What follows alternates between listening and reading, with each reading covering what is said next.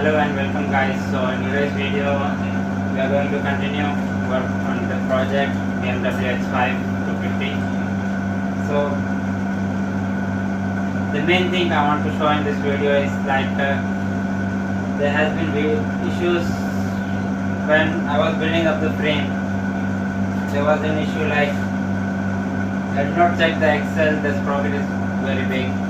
So when the spring, like I told it, when the shocks are completely closed up, the chain is going to hit the frame.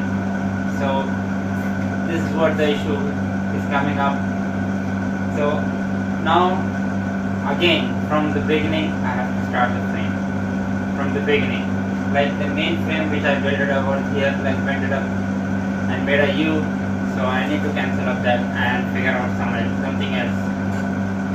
So let's just show you the close-up look, like what will happen.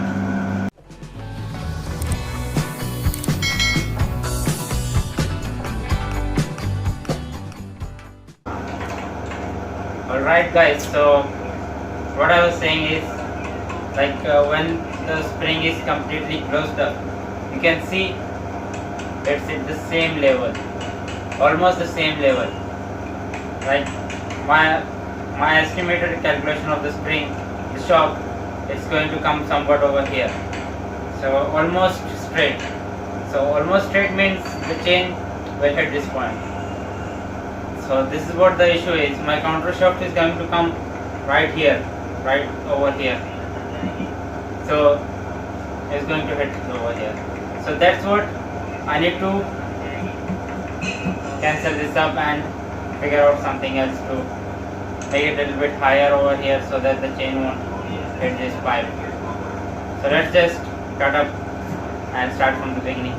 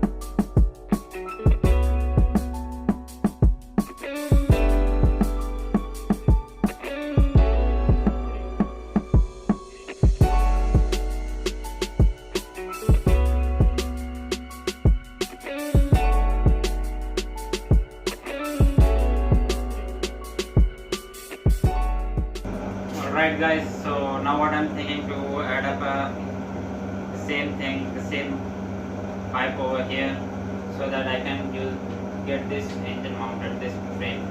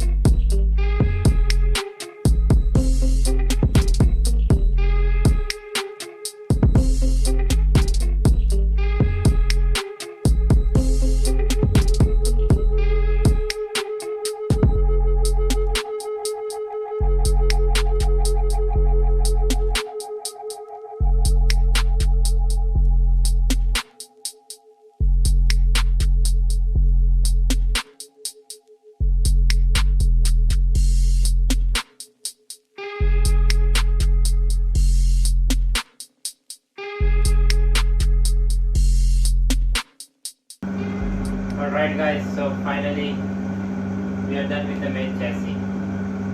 So the next step is going to be mounting up everything, and even I'm going to add up a support for this pipe.